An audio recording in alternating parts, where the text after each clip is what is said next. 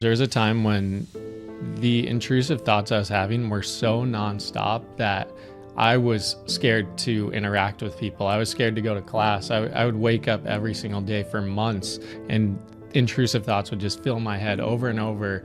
When I was going through the depths of what I was feeling, there was no influencers. There's nobody talking about it online. I actually was scared to even tell my college roommate, who I slept 3 feet away from and shared a room with.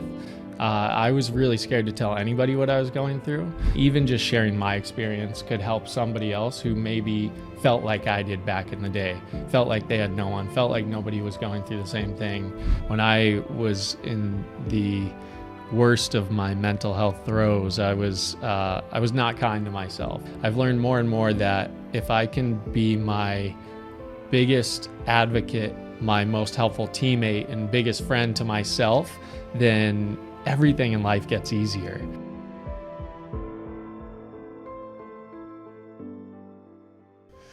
Hello, everyone, and welcome once again to another episode of the Get to Know OCD podcast. My name is Patrick McGrath. I'm the Chief Clinical Officer for Know OCD.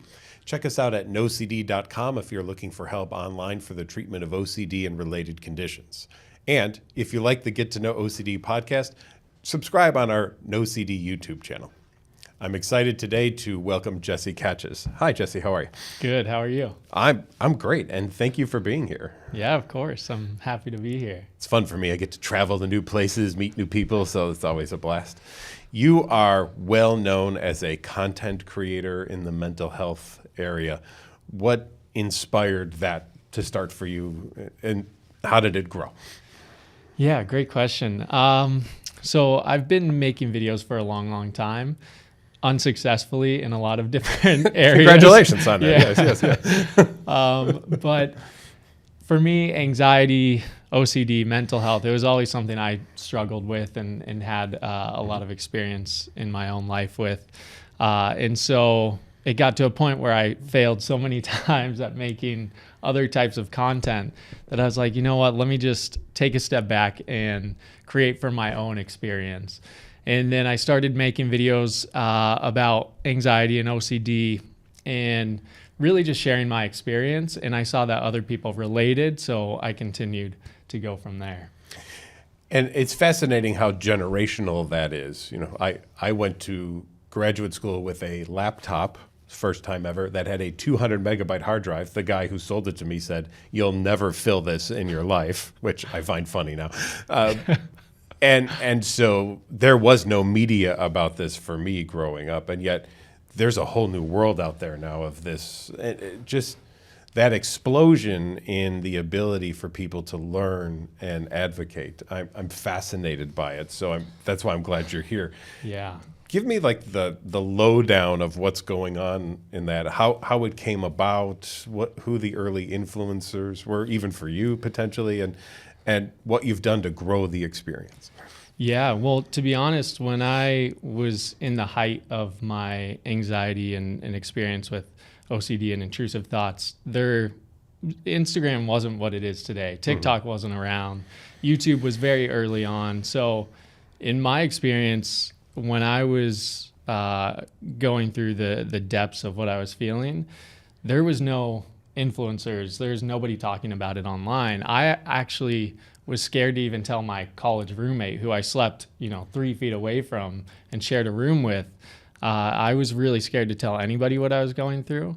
And so when I first heard somebody speak about it, it was in an audiobook. It was Dare by Barry McDonough. It's one of my favorite books. I go back to it as a resource even now, 9 years later after discovering it. Sure. And that was really, I guess, the influencer that spoke to me the most at the time. And it was in an audiobook. And once I heard that, and I heard that other people were feeling what I was feeling and experiencing the same kind of thoughts and going through the same struggles, it just took this weight off my shoulders. I remember the first time I heard it, I heard him speaking about it in the book, just everything I was going through, intrusive thoughts, strange sensations in my body, things like that. Yeah. I heard him speaking about it in the book, and immediately I just started bawling my eyes out. I was doing dishes in my kitchen and just started crying because I was like, wow, somebody else is going through the same thing. Somebody else is experiencing this. And I knew that if other people were feeling it and had been through it and now feel better, that there was hope for me and that I could do it too and I could feel better. So that was really the first influence early on.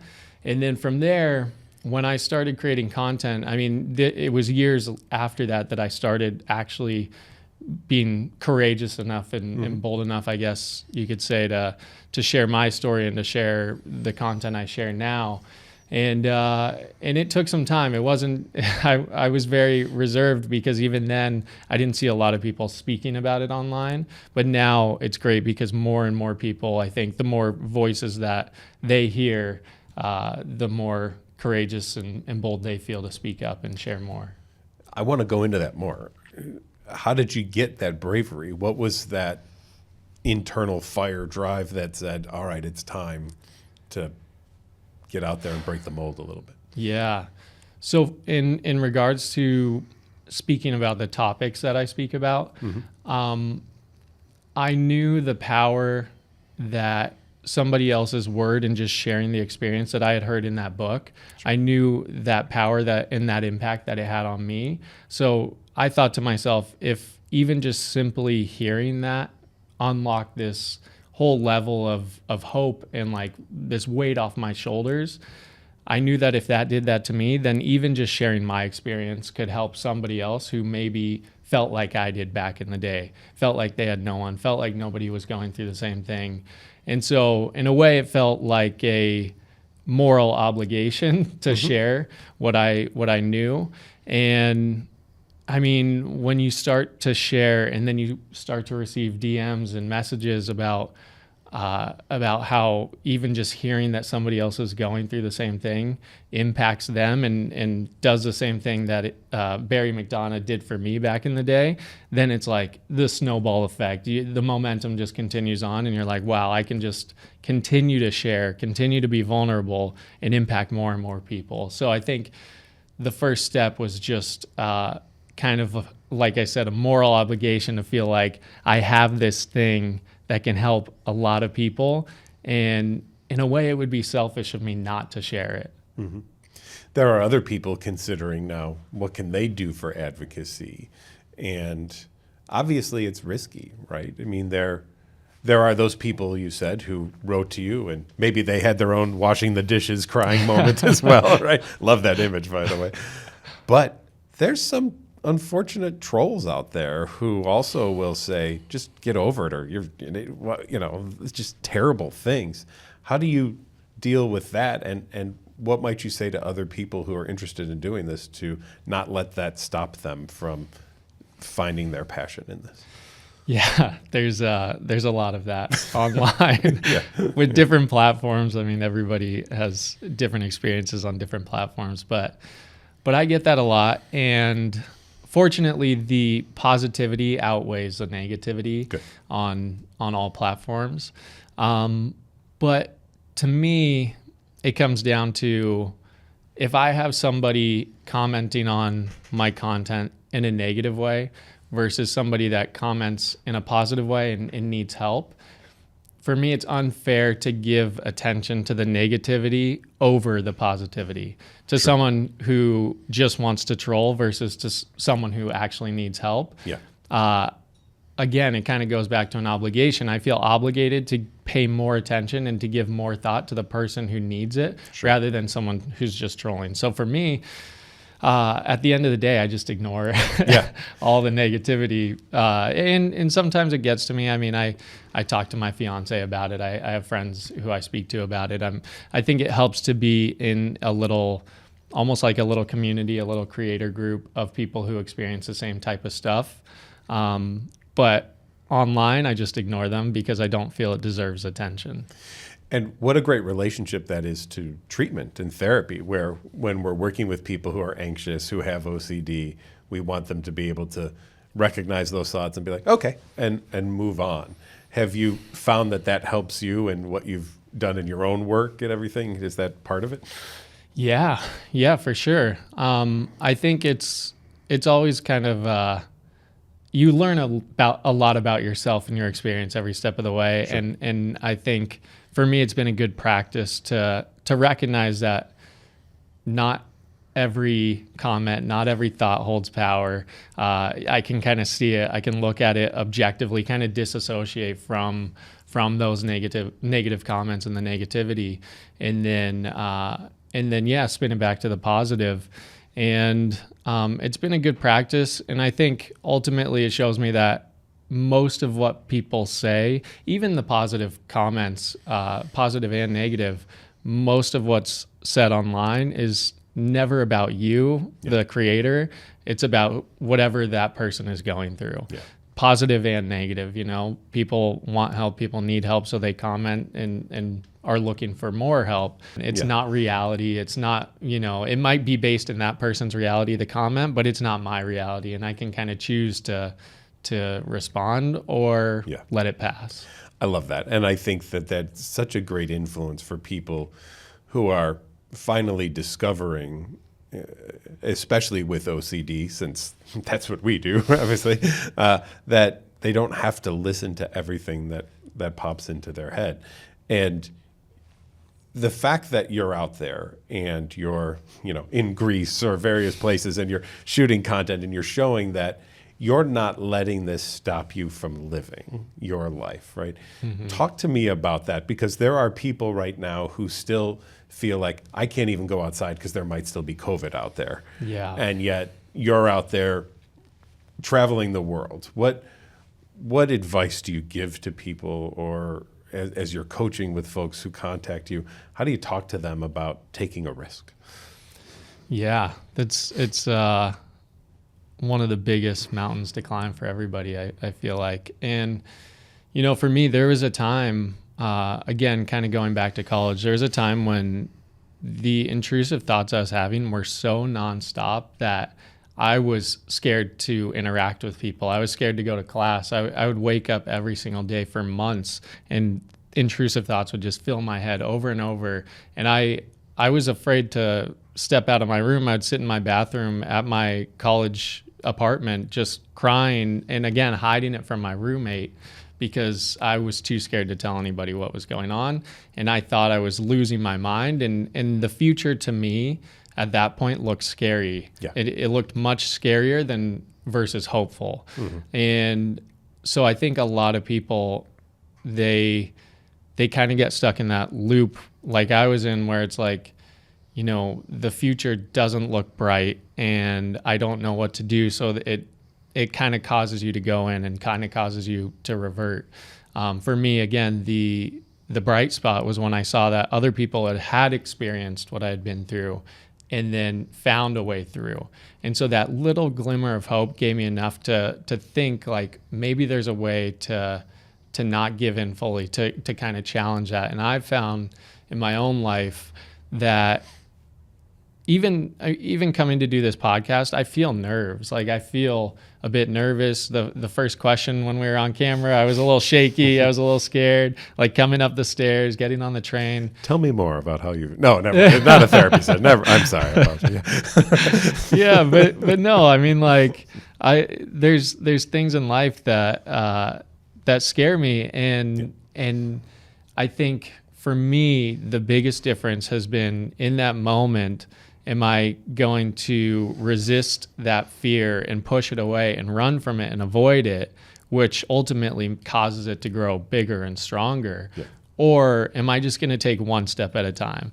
I could have sat in my apartment and called Ilya, who set this up, and been like, man, sorry, I got sick today. I can't make it. Yeah. And then the next podcast would have been even worse. Right. And then the next one and the next one. Mm-hmm.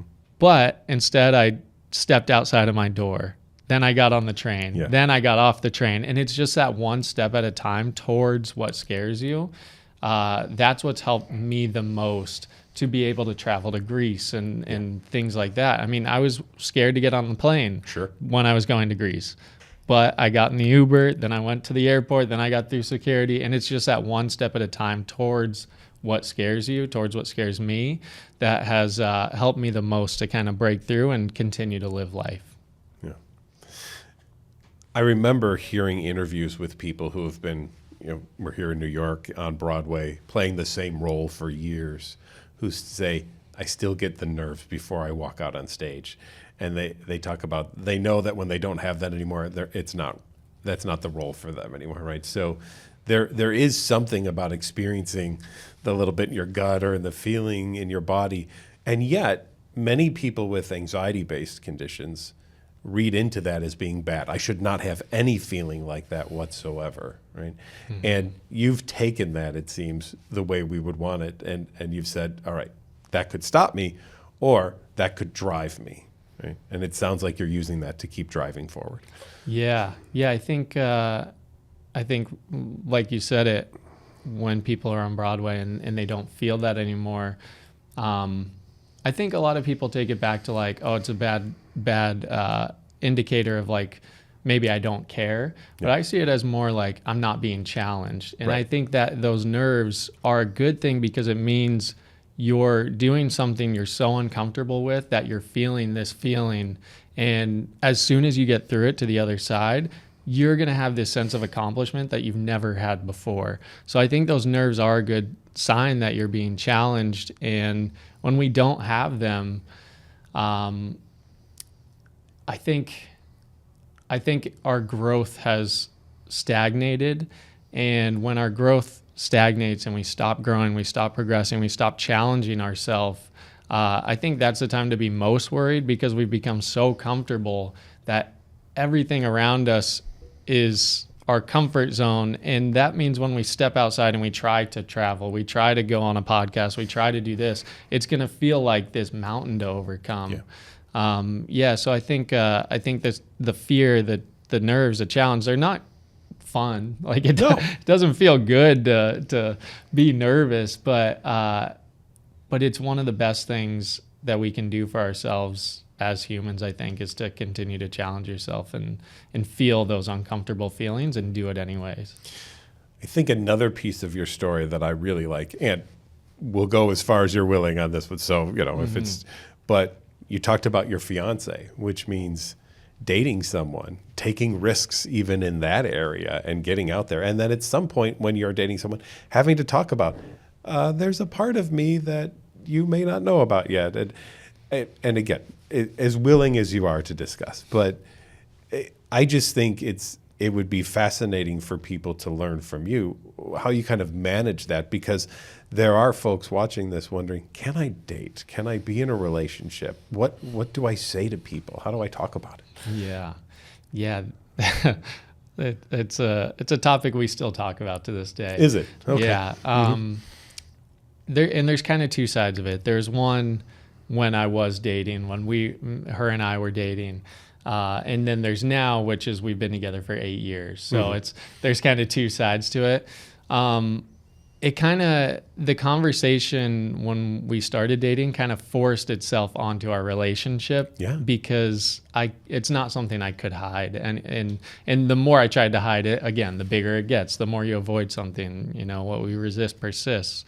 And so I remember within, I would say 6 months of us dating, I had one of the worst panic attacks of my life. And immediately I called her, but she was working. And so she was involved right from the get-go. And she knew everything I was going through. And I remember I looked back over our text messages. Somehow they've stayed for 8 years. And I remember I texted her, I reread this. And it was just like something to the effect of like, this is part of me. I'm sorry. Like, are you okay being with me even though I experience these things? And we had that conversation pretty early on. And thankfully, she was very supportive. Maybe it was the honeymoon phase, and she was just in kind of a coma of love, and we both were. But yeah, no, she's been very supportive of everything I feel and experience. But the conversation did come up pretty early. Not by choice, though. It was just, it forced itself in. But now Yeah, there's things both in terms of anxiety and OCD. There's things that we speak about pretty regularly. There's rules that I have that I that not that I it's kind of like the no shoes in the house is a big one. That's a common rule for a lot of people, but for me it eats at my brain if somebody wears clothes on our bed or walks through the house with shoes. It just sits in there and I can't stop thinking about it. So she is kind of the opposite. Like, she doesn't care nearly as much as me. Mm-hmm. So there's little things like that where it's really good to have a partner that doesn't think that way, because it's that constant challenge rather than catering to every little thing that I feel I need to be comfortable. So it's nice to have her challenge me in those little ways and kind of push the boundaries and have to grow, have to progress, have to adapt to living and sharing this space with somebody who doesn't see it that way. Because again, I wouldn't want to have somebody that kind of reinforces those behaviors and makes me more comfortable, more I guess less afraid, more afraid to push the boundaries of that, if that makes sense. And your work, your videos, the things you're putting out there really are showing you pushing boundaries, right? And being vulnerable in those experiences. And does it ever feel like, do you ever film some of them and you're about to hit send and think, I don't know, all the time, okay. Nearly every day. I mean, it's just, even if they're not deeply personal, it's just like these thoughts came from my head and now I'm putting them out into the world for who knows how many people to see. At that point, it's like, shouldn't I have like somebody fact check me, or shouldn't I have somebody like check what I'm like, check that it's coherent? Like, who knows? Maybe I have these thoughts every single day, whether it's not personal at all or something deeply personal and vulnerable, and that's a whole other story. But every single day, I would say at least a glimmer of like, should I post this? Mm-hmm. It goes through my mind. It doesn't go away, but the repetitions, again, it's like you do something every day that's kind of challenging, it gets a little easier every single time. So what used to be like, oh, should I post this? Should I not? And I would go through my head for like 20 minutes back and forth. Now is like 20 seconds or less. So with all this content that's out there, how do you feel it is changing the narrative of mental health among generations? And do you notice that there are various age groups that respond differently, or that's what I'm interested in, just what you've experienced in that. That's a really interesting question. Generationally, yes, definitely. I notice a difference in how people respond. I'm fascinated in this. So this is what I want to hear. It's oh man, it's really interesting. I would say older generations, it feels as though they didn't have the freedom to talk about this before, and now it's like, wow, it's so amazing that people are talking about this. On that end of the spectrum, the older generations are more like wowed and like, wow, the chains are off. Like, somebody mentioned this, like, is it okay if I share something? They're kind of like hesitant to talk about it, but so wowed by the fact that it is being spoken about. Versus younger generations, it's like second nature, and it's more, I would say it's more like, kind of more like speaking about the problem over and over again and just trying to find validity in like, I like reassurance in what they're going through. But it's very open, very willing to talk about and share anything, but almost looking for like just give me a diagnosis and tell me, and I'm not a doctor, I am not a therapist, so like sometimes the younger generations in the messages they send, I'm like, you shouldn't be sending this to me. Yeah. Please speak to a therapist. Please speak to a doctor. I'm very careful not to give advice in my DMs, but I would say the younger generation is looking more for advice, where the older generations is looking more for like, I guess like assurance that it's okay to even talk about it. So it is interesting to see the different reactions. And then like the millennials where I'm at, it's more like, yeah, we go through this, but like we continue on, it's like kind of like brushed off as much as you can, but continue to open up. And it's this weird, vulnerable middle ground.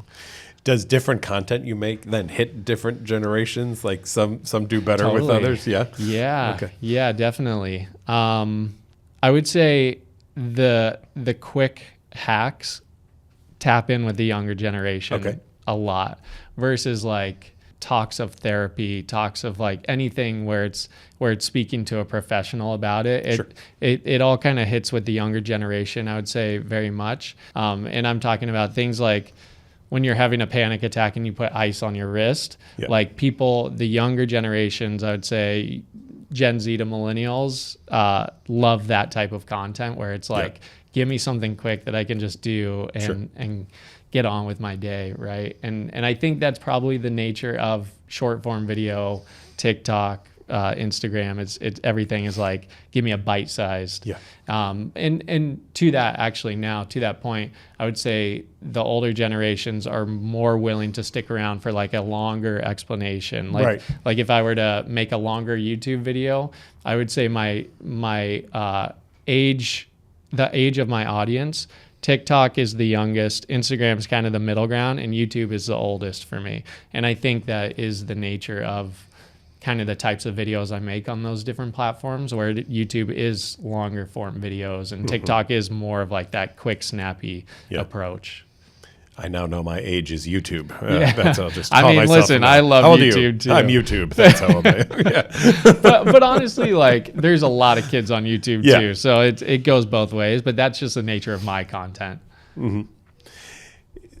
Of course, and these things live forever, right? They'll always be out there. So there's got to be a bravery then that you have to have in this, knowing that, all right, I'm going back to that press the send thing, that this is going to be there. And my hope would be that it will always be influential on people. Yeah. Thanks for reminding me that it will live forever. I like to bring a little ERP into all of my work that I do. But really, in the sense of it, that, even for me growing up, I mean, I'm in my 50s, it was either in a magazine or a newspaper, and my grandmother would cut them out and send me one in college, say, "Oh, I read this article, check this out," and then.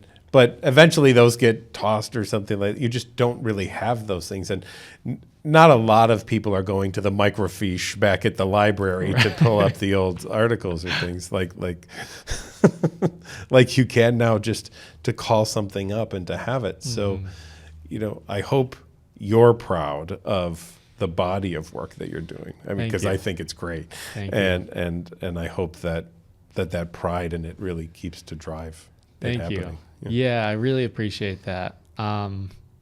There's times with everything where you get burned out and you kind of lose sight of what you're doing or why you're doing it.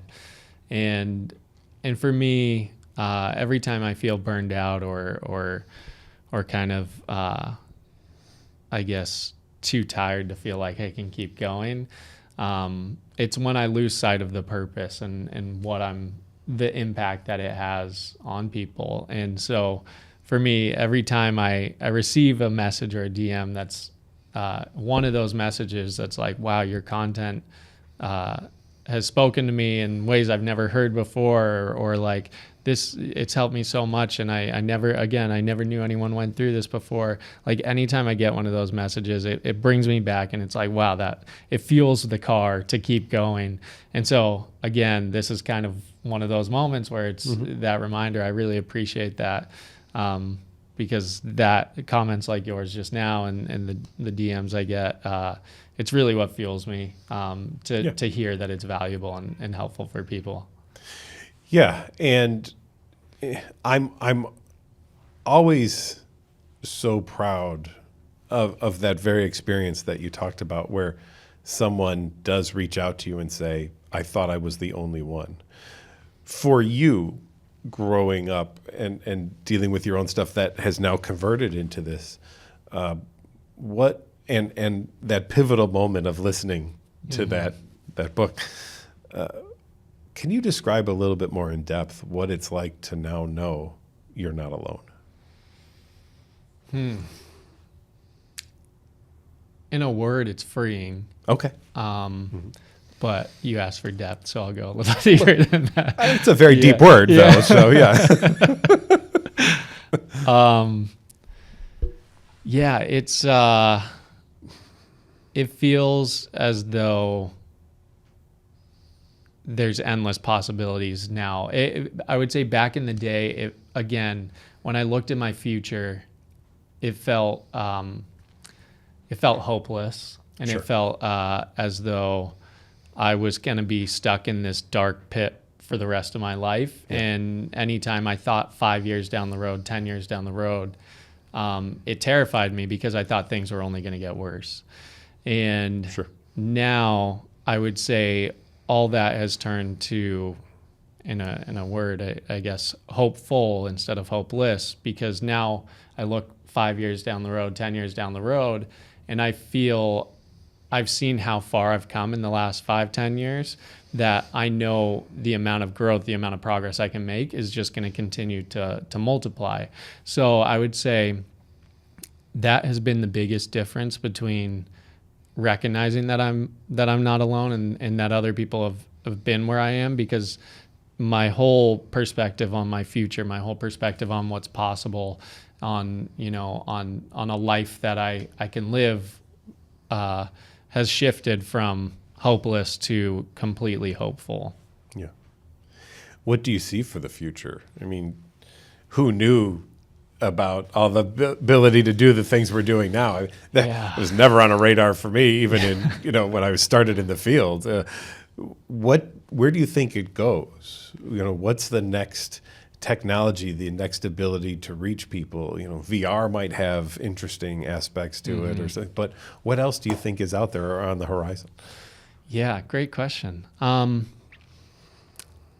It's hard to say right now. We're in such a pivotal point with AI, VR, augmented reality is like transforming so many different industries, and I think what the area, I can only speak to, I guess, what fascinates me the most. And Sure. What fascinates me the most is the idea of blending the digital and the real world, and not meaning AR, but meaning bringing people through experiences that are almost otherworldly in a sense, where it's like mixing kind of the digital landscape of social media with in-person experiential events. And the idea of that keeps coming back to my mind. It has for the last couple of years now. I think more and more with AI, more and more with like the deeper we get into technology, people need the human interaction. I think people crave it, but it's harder to put yourself out there and have real human interactions when you can just sit online and have them digitally all day. So I think it's going to take some really cool events to get people in person. But that's what fascinates me the most, is like, how can we combine the digital and the real world and bring people together for actual physical connection and interactions. That's what fascinates me the most. But man, it's what the future holds is up in the air completely for me in terms of what might come of all the new technology that's coming out. Yeah, and it's always fascinating. When my first virtual therapy experience was 25 years ago. Wow. And just to get it between the clinic I was at and the hospital that was 2 hours away, cost about $200,000. Whoa. They had to lay a line. Actually, the equipment was so expensive, and now to just be able to go, hey, what's going on, and to do it's amazing where we've come in, in a generation, right? And so I'm fascinated. I'm again happy to hear what your thoughts are on that, and thank you for sharing, because who knows where we go in this? Yeah. But the excitement for me is, again, and what you're helping to do is bring this to the forefront. There's way too much shame and guilt that people have, or still the notion that it's okay not to be in control of your physical health, but you must always be in control of your mental health, right? And if you're not, there's a little something about you then maybe that, and so my thanks to you and people like you who are doing these things is thank you for helping to just destroy the stigma of this. And how have you seen that change, even in just the work you've done, where we are decreasing the stigmas around this area? Yeah, I appreciate that. I appreciate the kind words. I think one of the biggest things for me, from my perspective, and again, maybe it's just through my own lens of being a man, but I think men's mental health has been more present and coming to the surface much more rapidly. And I think that's, for me, the majority of my following is female, but I have so many messages from men that speak kind of under the radar and come forward kind of in the shadows, and it more and more it's coming to the surface, and I see more men talking about it. So I think largely one of the most rapid changing pieces of all this is the idea that, like, as a man, it's okay to not have it all together. And I think, again, both women and men and anyone in between and everyone, all people experience these types of struggles. But yeah, there is something that I think is interesting, where a lot of men try to mask it, but it's coming rapidly to the surface in my experience. That's great. And I'm glad they're reaching out to you in a situation like that, because therapy works, but it only works if you go, right? Right. Yeah. And so getting people to take that step, which, and may I even say, take that risk, because it will feel that way to some people, to be vulnerable and to open up is key. And so I think to be able to show people, where you felt in college to where you are today, and how you got there, is a great model for other people to take that risk as well. And if then that person in that family now goes, gets help, and then other people in that family who might have been like, we keep it in the family, we don't talk to other people, maybe they start to see the fact that, okay, there is some benefit to this. And does it matter who you reach out to at first, do you think? I mean, I just think personally, it could be someone in your religious world, it could be a friend, it could be a colleague, it could be a family member, it could be someone who's doing podcasts, it could be someone who's making content, but whatever that risk is to take the risk, to me. Yeah, I think you said it perfectly.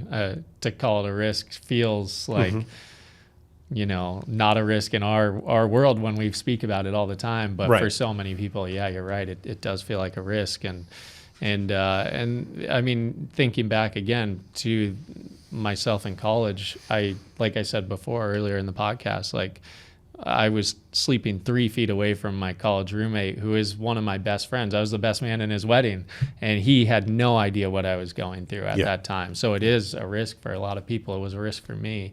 But no, at the end of the day, I think you're right. I don't think it matters who you reach out to at all, as long as that conversation happens. And I think, it's important for people like you and me to recognize that, it is a risk for some people for whoever's going through it, and maybe we don't know who's going through it. So it's nice to just have conversations with friends, with family, with colleagues, and have real conversations. I think one of the things that I've loved about this journey so much is that it makes me it almost forces me to have deeper conversations with the people that I would usually just talk surface level with. Sure.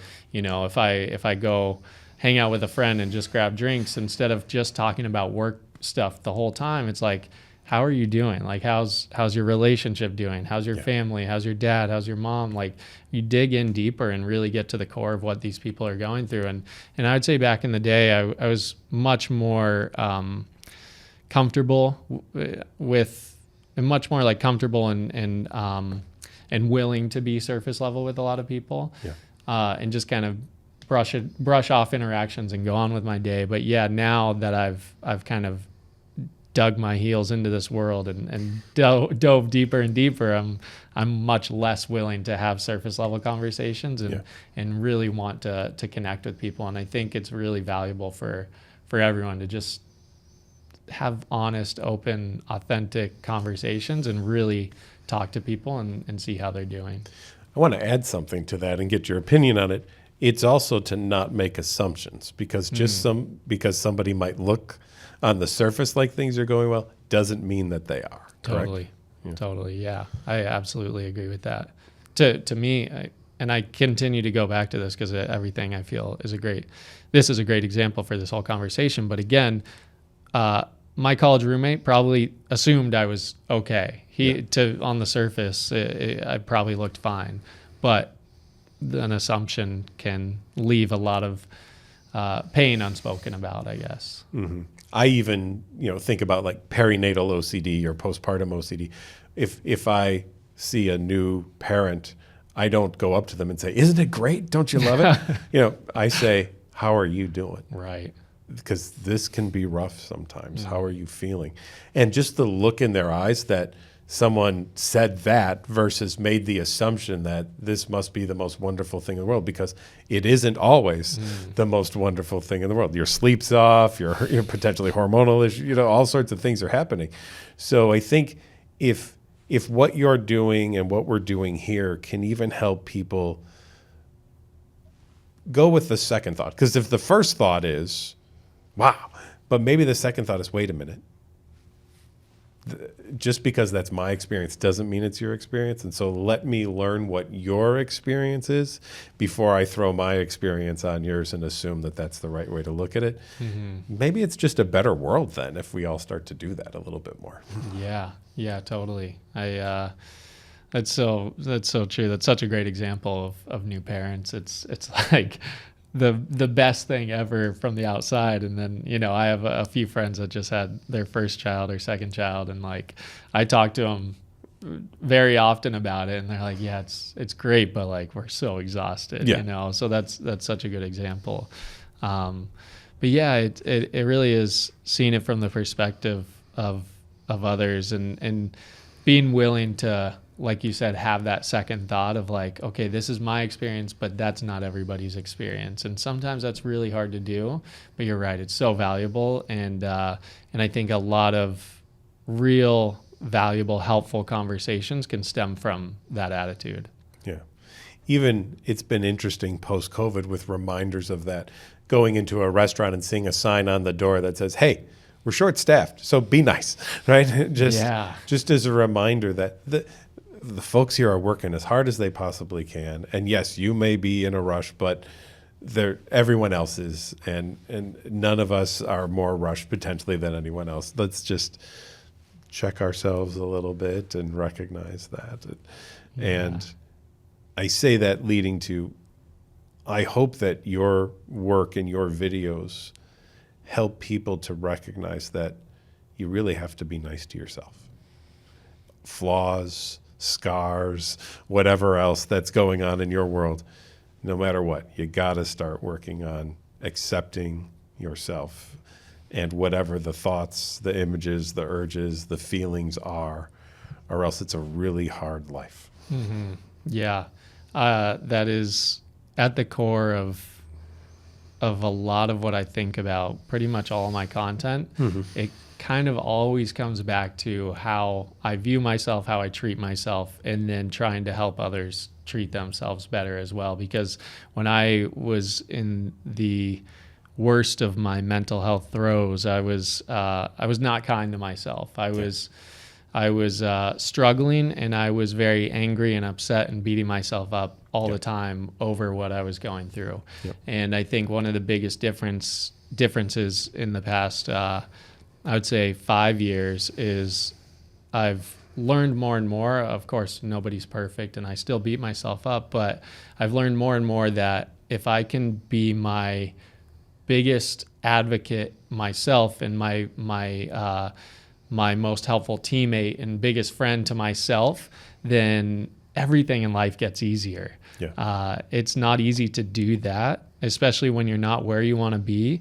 But if you can just say, listen, I'm going through this thing, but I still love myself. I still accept myself. I'm struggling with this. I'm nervous for this, but I still am trying. I put in the effort. I accept myself for going through that, and I am grateful that I went through it and now continue to go. If you can just flip it to where it's like, you're not the problem. You're just experiencing something, but at the core, your love, your good energy, continue to move forward. And that's for me, that's been one of the biggest transitions in my growth, is learning to love myself more and more and be a positive advocate rather than an enemy. That's awesome. One exercise I give people sometimes is, all right, for the rest of today, just treat everyone you know the way you treat yourself. And they all look at me and go, no, no, I'm not going to do that. It's like, all right, then we have a problem. Right? I've made a video about that actually before, where just the idea, I forget how I worded it, but it was basically the idea of, what if somebody followed you around all day and spoke to you the same way you speak to yourself? Like, would you want to be that person's friend, or would you want them out of your life immediately? You'd want to. Right. I put that in the caption, and that video actually got taken down because I was like, would you rather be the friend or hit this person in the face? And then it got taken down because of violence. But I've posted that concept multiple times, and every time people are like, wow, that little perspective shift is like, wow, I really don't speak to myself kindly. No. And I'm sure your patients, people you speak with, have the same. Well, heck, I do this for a living. I still have to practice that all the time. If I don't follow my own advice, I'm a bit hypocritical. But I have to catch myself still to this day and be like, oh, wait a minute. I wouldn't tell my patients to do this. I wouldn't say this to any member that I'm working with. That's a good idea. So I can't do it for me either. Right. Before we go, what advice would you give to people who are thinking about maybe entering into the therapy world, or who have been doing therapy and helping to advocate for other people? What's your motivational speech to them? Yeah. Well, motivational speech. I would say you don't need to be exactly where you want to be able to help somebody who's not as far along as you. And I think for me, I felt like I didn't have authority because I have a degree in kinesiology, not psychology. Again, I'm not a doctor or a therapist. So I felt for a while like, who am I to share my experience? Who am I to help people going through the same types of things I was going through? And that, when we talk about like the fear of pressing send on a video, pressing publish, a lot of it came back to that pretty often of like, do I have authority to speak on this? Like, are people like, should I be talking about this topic? Do I have any value to add on this topic? Are people going to listen to me? And should they listen to me? And really what it came down to is, it came down to thinking about myself 5 years ago, 10 years ago, even yesterday. If I could tell myself yesterday something of value, being one day later in the future, then why not tell myself something that would help my yesterday self, right? Sure. And the same thing goes back to 5 years ago, 10 years ago. I have so much I can tell my younger self from 5 years ago, 10 years ago, that it's not even funny. I could write a whole book and give it to that person, and they would be so much better off. So I think for a long time, I kept from sharing, I kept from speaking. I kind of silenced myself because I felt like I didn't have authority and I wasn't where I wanted to be. I wasn't perfect. I still had flaws. And I think if I could encourage people who want to, get into the field of helping others, it would be saying that, you're never going to be exactly where you want to be, but you're much further along than a lot of people are right now. And you have a lot of value you can give to them right now, even if you're not perfect. And the fact that you're not perfect will help them relate to you even more. And seeing your flaws, that if I didn't share my flaws, if I was just perfect, nobody would ever say, oh my gosh, me too, I went through that too. They would be like, oh wow, I wish I was like that guy who was just perfect. But it's the very sharing of the flaws, the very fact that you're flawed is going to help millions of people that you don't know, but they'll see and relate to your experience. Awesome. Well, Jesse, thank you for being here today. Really appreciate it. It's been a great conversation. Yeah, thank you for having me. This has been great. Awesome. And thank you for joining us today on the Get to Know OCD podcast. If you liked what you saw today, subscribe to the NOCD YouTube channel. And if you're looking for help for OCD or related conditions, check out NOCD at NOCD.com. Thanks for watching again, and we'll see you in the future.